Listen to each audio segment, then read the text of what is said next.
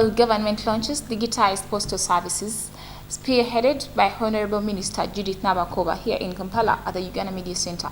We have the story in our bulletin today. Welcome to TV Africa News. Hope you had a beautiful day. This is Africa Today. My name is Nahabika Jura. Fast to the headlines. Government launches digitized postal services. Miro honors women of the Black Panther Party. New driving license to be effective in East Africa and Comesa region. And in our sports today, Cheptegei to battle LeBron Hamilton for Laureus World Sportsman of the Year Award. The news in detail. The Ministry of Works and Transport has announced that Uganda Security Printing Company will take on the issuing of driving license from Face Technology Company with effect from 1st March 2021. Let's have the story. Addressing journalists at the Uganda Media Center in Kampala, the Minister for Works and Transport General Edward Katumba Wamala said Uganda Security Printing Company, located at Uganda Railways Corporation, has made an agreement with the government to issue driving licenses instead of permits and all other documents that concern security.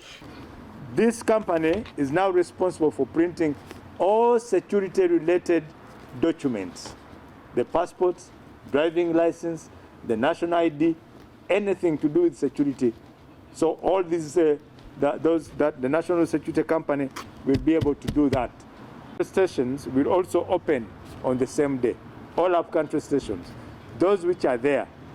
There are some others which will be set up later because, because of the growing number of vehicles, and people are searching for the driving licenses. There are new stations which will be opened, like Lira, like Moroto, and others. They will be opened later on, but the original ones which have been there will also open on Monday. General Katumba said the Uganda Security Printing Company is fully a government facility, boasting that they are now independent since Face Technology was a private company. The minister said that the official launch of the facility will take place on the 1st of March 2021 at the Uganda Railways Corporation, and all up-country stations will be launched on the same day. The validity of the licenses will expire at 1 year, 3 years, and 5 years, with the fees remaining the same. Najuma Luima reporting for TV Africa. Well, thank you so much, our reporter Nalugo. Government of Uganda has officially launched the e-poster addressing system that will ease service delivery and spur business and e-commerce for Ugandans. Let's take a look at the story. Speaking to journalists at the Uganda Media Center in Kampala on Thursday, 25th February 2021, the Minister for ICT and National Guidance, Honorable Judith Nabakova, said that the new system that gives real-time connectivity has been used by Posta Uganda to connect with 49 out of 108 offices across the country, creating limitless addresses with 1,050 digital addresses so far. ICT and National Guidance is very pleased to launch an addressing system which we believe shall not only ease service delivery but also spur business and e-commerce in our country. Let me start by thanking His Excellency the President of the Republic of Uganda for having created the Innovation Fund, which fund has enabled young entrepreneurs to come up with packages like the e-postal address system. So we are grateful to His Excellency for the support he gave to the Ministry of ICT and National Guidance. The Ministry of ICT carried out a competitive process and identified credible young Ugandans who were given financial assistance to develop practical IT solutions. A number of IT applications have been tested and are being employed countrywide. One such application is the addressing system, or the e-postal address system. We can call it the virtual address system.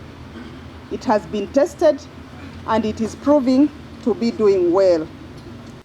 She added that the system had also enabled online payment renewal and amendment of the owner's particulars in case there was change in the composition of directors in the company.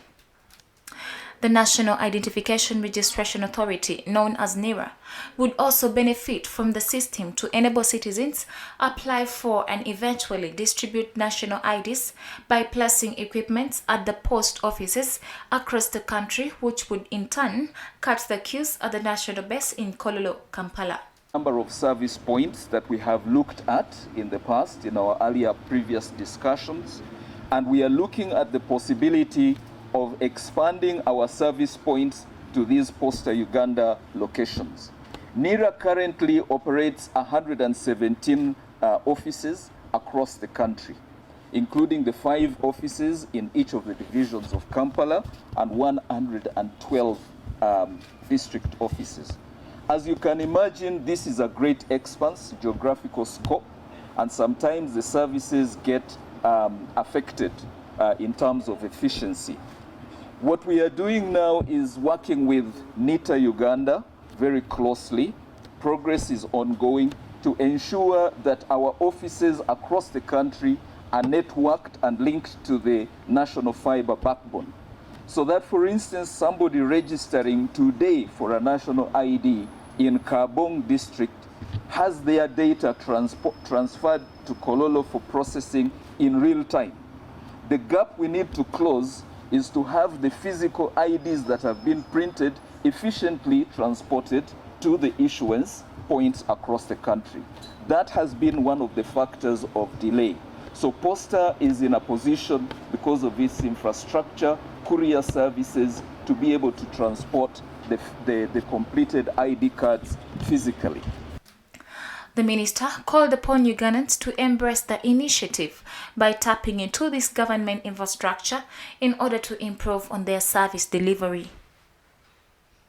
Well, away from that, traders under their umbrella body, Kampala City Traders Association, known as CACITA, have asked government to revise the 5 per kilogram US dollar taxation policy on textiles imported into the country.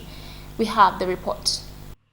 Briefing the media at their offices in Kampala, Thaddeus Musoke, the General Secretary of CACITA, said it is not fair for government to increase taxes on goods imported into the country after the hard situations that impacted almost every sector in the country, which were brought about by the outbreak of the COVID-19 pandemic, therefore asking government to make enough research before enacting laws. You are aware that COVID-19 has affected the business community negatively.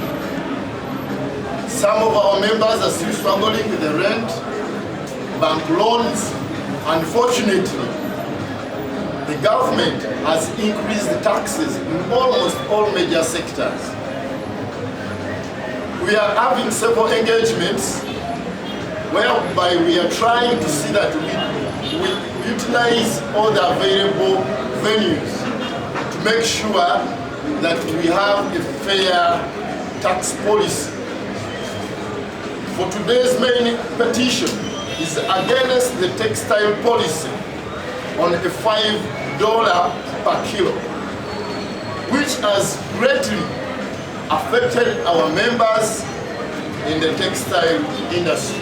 For instance, where the container was paying 30 million to 40 million, it has been increased to almost 400 to 500 million.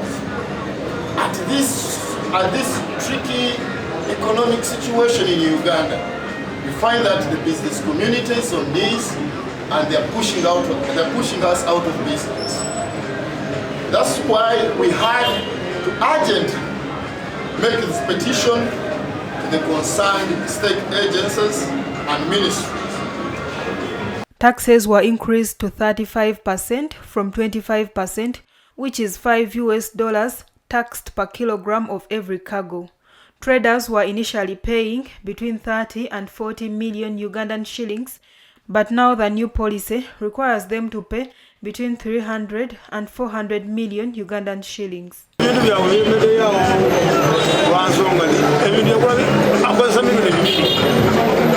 milioni 4,5 nalosula milioni 2 zakolanga amagwanga milioni 4 tugamana olubwera omuntu alamulaba abayina balimyelimye president nabo bagala bazirete bobayimpotinga bino biteeke wano mumwaliyo nabalaba nga mukebera mu rediyo bagala basobola amasomero rediyo temwasanga nga omuchina gyali abuyingira wali mubiri nibakola ekirala nze bukyangula kutuuka no kutungidde emyaka egy'okugambye sibulangayo omuntu apima lugoye mu kiro ezaffe zitunge bwe tupima mu mitaazi kati siraba lwaki olugoye olupima mu kiro ate obuzito bwolukwetiseera bulungi bwa lugoye polyesta zitoba nnyo okusinga wulu nga ate wulu bwa bbeeyi okusinga ki polyesta tubadde nsaba bakola polisi bafeeyo ku katale k'abantu abaana abasinga obungi abavudde mu masomero bajja ku byalaani tulina ab'amadiguli tulina abadipuloma kasaano nnyo omulimu nogumubula nga ajja mu katale akaffe emirimu egiri nga bali mu kutunga bali mu kudizayininga.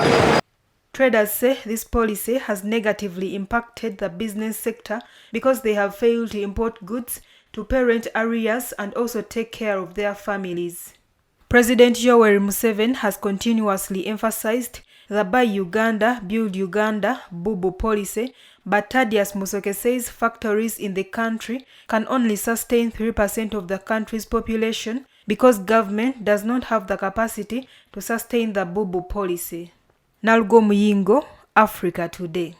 Well, thank you so much, our reporter Najuma. Now we're going to go for a quick break. We shall come back with the news.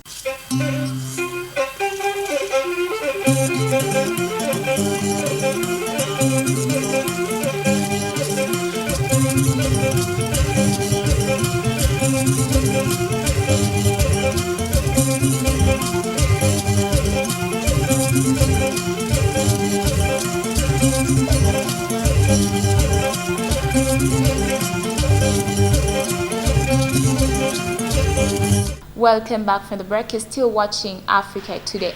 While talking about combating global warming, the President of Kenya, His Excellency Uhuru Kenyatta, warned the world to be vigilant about the environmental issues like wildfires and locusts that have become common in the news. We have the report. In an address to the end of the 5th United Nations Environment Assembly on Tuesday, Kenyan President Uhuru Kenyatta touched upon the many environment crises facing the world, asserting that it is increasingly evident that they are part of the journey ahead. In mid-2019, the desert locusts invaded 9 countries, which affected the food supply and livelihoods of some 2.5 million people, and 3.5 million could be impacted in 2021. During the United Nations Security Council's video conference to debate on climate and security, Secretary General Antonio Guterres also stated the climate disruption is driving placement across the world. Kenya, one of 5 members of the UN Security Council, has declared its support for the Council's engagement of climate security issues. TV Africa News, Kachanchu Mtabazi reporting. Thank you so much, our reporter. Now, in honor of the Black History Month, a homeowner in Oak, whose house is located across the street from where Black Panther founder Newton was murdered, has offered up her house as covers for the mural payment of the women of the party. Let's have the story. The Black Panther Party was founded in Oakland, California in 1966 and active into the 1980s as a political organization to fight police brutality and advocated for black empowerment while being labeled as enemies of the state by the US government. Jill Christina Vest, who bought the former Black Panther house back in 2000 because she wanted to live in the historic district, said she came up with the idea of the mural after last year's George Floyd protests and the lack of protest she saw for Breonna Taylor, also killed by police. And I purchased my house here in West Oakland because of the history of the Black Panther Party, and I wanted to be close to that, I wanted to be around that. Their headquarters were set up here in West Oakland, which was right around the corner from me on Peralta. They lived in this neighborhood. The first breakfast program was in West Oakland. So a lot of the activities and a lot of their survival programs were based specifically in West Oakland. So we have one woman protesting. She'll have buttons that are relevant to all of the stuff that was going on then and now. And then we have the woman with the rifle kind of watching over everything, and then I wanted to bring that all together with the woman who is in her medical outfit and holding her child and have that love mother-child relationship. She decided to focus on the women of the Black Panther Party, who she believes, despite being the backbone of the movement, do not receive the same attention as the more famous male icons. I really want to make sure that I do everything I can for people to understand that the Black Panther Party wasn't a group of terrorists and it wasn't a bunch of men holding guns. They picked up guns when guns were drawn on them. You know, they were protecting themselves, they were protecting their families, they were protecting their children, and protecting their community from police brutality, which is still relevant today. Rachel Wolf, the goldsmith for the project, said she uses iconic photographs of the Black Panthers as inspiration for her work. For decades, the Black Panther Party also spoke out against police brutality, which is still being addressed today by the Black Lives Matter movement. Nalgo Muyingo, Africa Today. Well, talking about unemployment, the National Statistics Agency of South Africa has said that the country's unemployment reached 32.5% of the workforce between October and December 2020, the highest level since record keeping began in 2018. We have the report. The worrying statistics indicate that the number of unemployed people increased by 701,000 to 7.2 million compared to the third quarter of 2020. Most of the latest unemployment increase was seen among workers aged between 25 and 34, followed by the 15 to 24 group employed in finance, community and social services, and manufacturing sectors. Before COVID, the economy was in recession.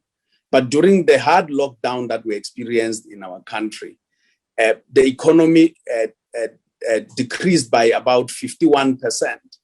And while it is recovering with the lockdown environment being eased off, it is still not able to absorb enough people back to be employed. According to Nedbank analysts, the joblessness figures reflect the dire consequences of the strict COVID-19 lockdown measures that hurt business profitability and confidence, forcing companies to restructure their operations and lay off workers. Young people, as well as women, remain vulnerable to labor markets. And when we talk young people, we are talking about young people aged 15 to 24 years. Their unemployment rate is sitting at about 62%. And the unemployment rate of women in general is higher than the national average.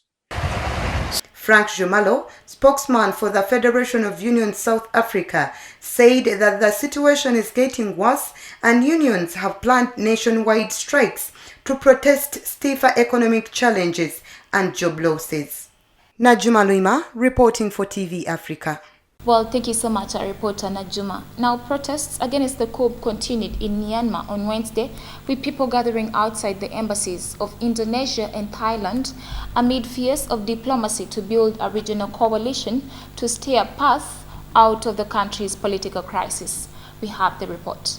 According to a source in Thailand, Wonamongluin, Myanmar's military-appointed foreign minister, flew to Bangkok for talks on diplomatic efforts by the Association of South Africa East Asian Nations, which Myanmar joined in 1997, under a previous military regime known to give the coup leaders legitimacy by visiting the country. The 10-member organization, which Myanmar joined in 1997, has a policy of non-interference in each other's affairs and decision by consensus. Hundreds of thousands took the streets across Myanmar from Monday amid a general strike in condemn the February 1st coup and demand the release of elected leader Aung San Suu Kyi, despite threats from authorities that confrontation could get people killed. Well, in Spain, at least one person was injured during the clashes between riot police and protesters in Barcelona on Wednesday, with some people hurling bottles at the police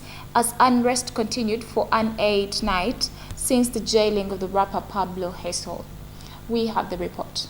The kings of riots and demonstrations in Europe have been seen dragging rubbish bins into the road to create barricades, as they had done on several previous nights following Hasel's imprisonment, which has provoked outrage from those who believe it is an insult on freedom of speech in Spain. A person was also seen bleeding from a cut on the forehead after getting hit and falling on the ground. Hasél was arrested last week by the Catalanian police at the University of Lleida, where he had barricaded himself the day before with several supporters who wanted to prevent his arrest. He was sentenced to 9 months and 1 day in prison for publishing tweets that include videos inciting violence as well as messages that the magistrates considered glorifying terrorism and insulting to the crown and other state institutions such as security forces.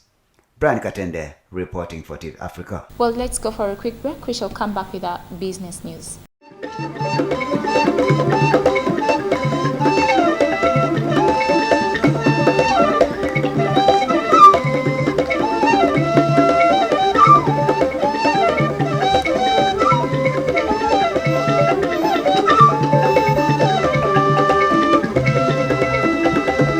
Welcome back from the break. You're still watching TV Africa, the right to know.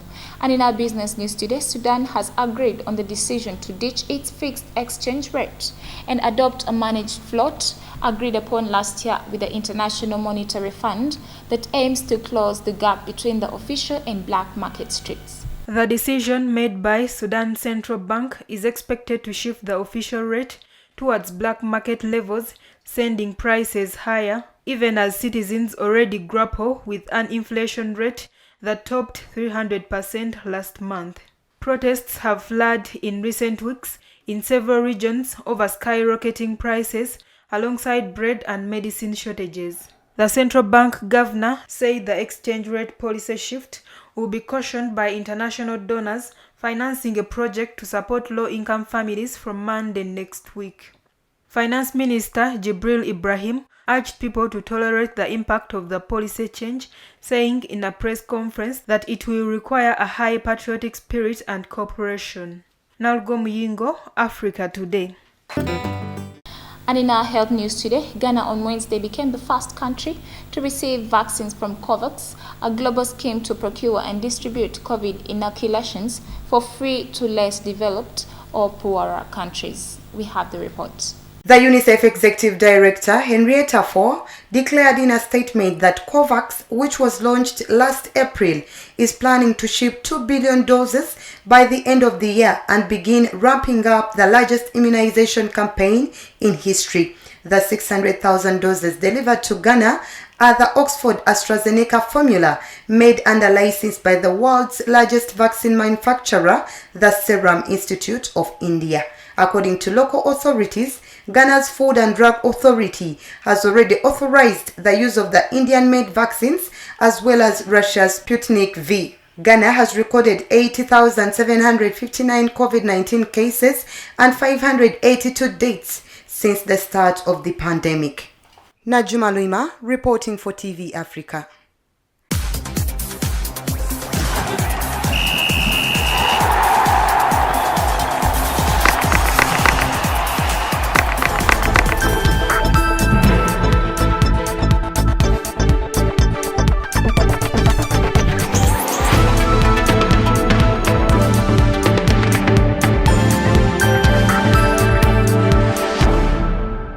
In our sports today, the Federation of Uganda Football Association has begun the journey of commercializing football in Uganda by engaging league members and coaches. We have the report. Addressing the Uganda Premier League club members and coaches at Imperial Royal Hotel in Kampala on Monday, Thursday, the Federation of Uganda Football Association head Engineer Moses Magogo appealed to club members and coaches to reorganize the club structures and agenda to suit the modern operating standards in regards to commercialization of football games. Engineer Magogo said there is no way the game of football can be commercialized without setting up better infrastructure and funds which all clubs in Uganda have failed to address. He asked members creating funds with the support of the Federation for Uganda Football Association. Magogo also cautioned the clubs about their deteriorating standard and form. TV Africa News, Kachanchu Mtabazi reporting. Well, the Ugandan long-distance runner Joshua Cheptegei has been nominated for the Laureus World Sportsman of the Year Award. We We have the report.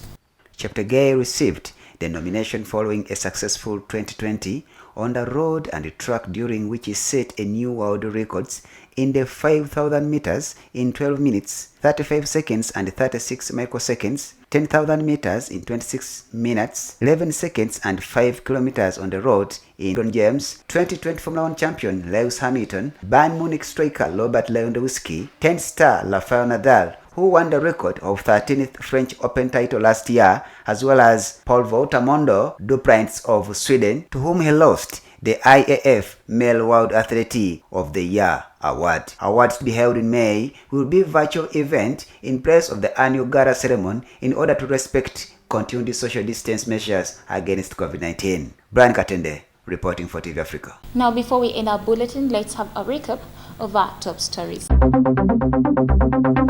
Government launches digitized postal services.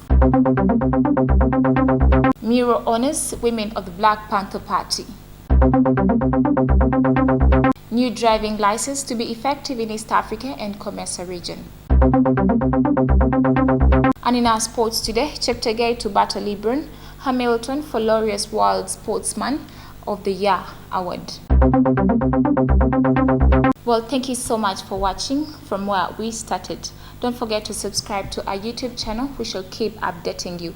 It is still TV Africa, the right to know.